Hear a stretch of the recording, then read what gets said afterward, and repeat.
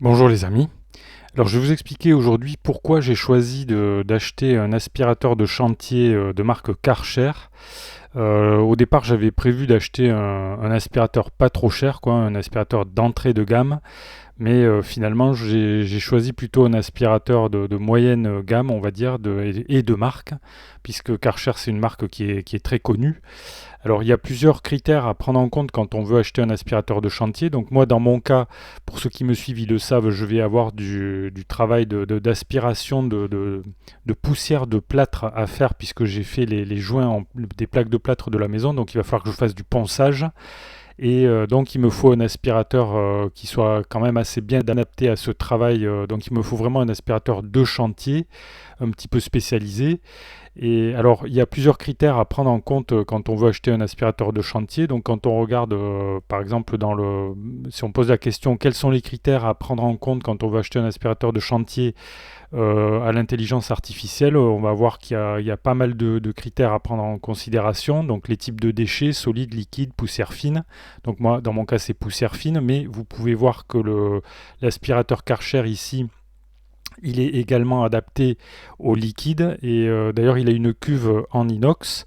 Donc parmi les différents critères à prendre en considération, donc on a les types de déchets, très important. On a, sachant que si vous utilisez un aspirateur standard, on va dire pour aspirer des poussières fines, comme c'est mon cas, vous allez certainement griller très très rapidement le moteur puisque ils sont mal, on va dire, ils sont pas très, les aspirateurs domestiques standards ne sont pas trop adaptés pour les fines poussières qui ont tendance à, voilà, à encrasser très rapidement les moteurs. Donc il vaut mieux acheter quelque chose de spécialisé pour le chantier.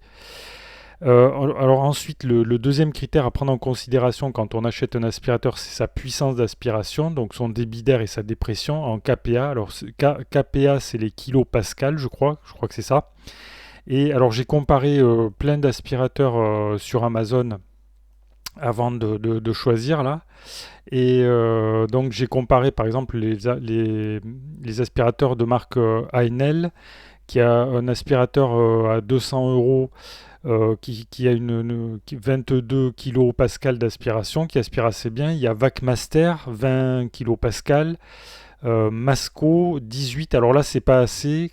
Donc le Karcher là que j'ai choisi, donc ce Karcher ici, c'est le meilleur que j'ai trouvé dans sa catégorie, c'est-à-dire qu'il a une force d'aspiration de 23 kPa, donc c'est un critère très important pour choisir quoi, pour choisir un aspirateur. Il faut que l'aspirateur ait une puissance d'aspiration assez forte. J'ai regardé également des aspirateurs de marque Stanley, une marque j'apprécie parce que j'ai déjà d'autres produits de marque Stanley. Mais l'aspirateur de chantier de marque Stanley équivalent, il faisait seulement 19 kPa, donc un petit peu faible. Et j'ai regardé encore Arebos, parce qu'il y a plein de marques différentes évidemment, et Arebos c'était trop faible également, 18 kPa. Et donc, un des critères de choix principaux pour moi, ça a été la puissance d'aspiration. Il faut que l'aspirateur, on lui demande d'aspirer, quoi. C'est un petit peu la base. Il ne s'agit pas d'acheter un aspirateur à 50 euros qu'on ne va pas pouvoir utiliser.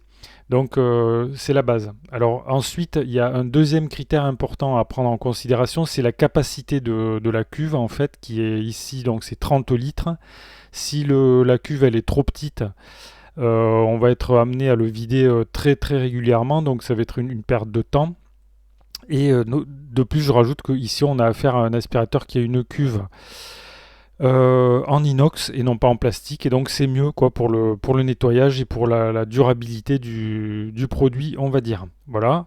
Alors ensuite, parmi les critères, il y a plein d'autres critères. Donc la capacité du réservoir, j'en ai parlé, notamment le matériau de construction du réservoir. Il y a également très important le système de filtration. Donc en ce qui concerne l'aspirateur Karcher ici, il y a un système de filtre qui est bien sophistiqué, qui a l'air, d'après les critiques des clients, qui a l'air très pratique à l'utilisation.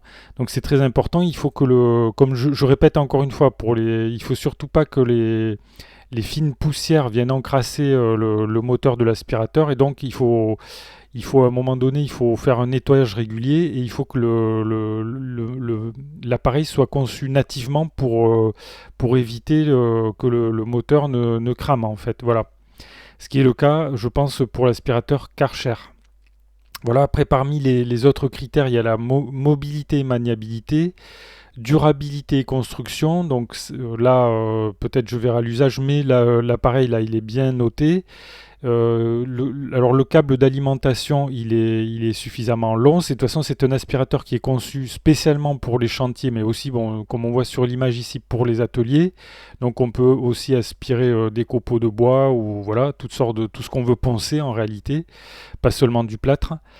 J'ajouterai que sur la face avant de l'aspirateur, ici, il y a une prise qui permet donc de brancher en fait tout ce qui est tous les outils de ponçage possibles qu'on peut avoir besoin d'utiliser. Alors moi par exemple j'ai l'intention d'utiliser une ponceuse girafe et quand on branche la ponceuse girafe on allume la ponceuse et l'aspirateur se met automatiquement en route, ce qui permet donc ce qui peut être très pratique. Voilà, ça permet d'éviter d'avoir à brancher et débrancher à chaque fois l'appareil.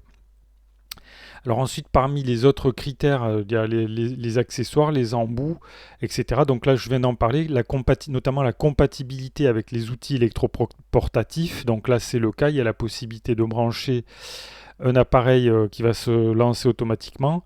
Alors ensuite, le niveau sonore, les décibels, donc c'est un critère que j'ai pas trop pris en considération.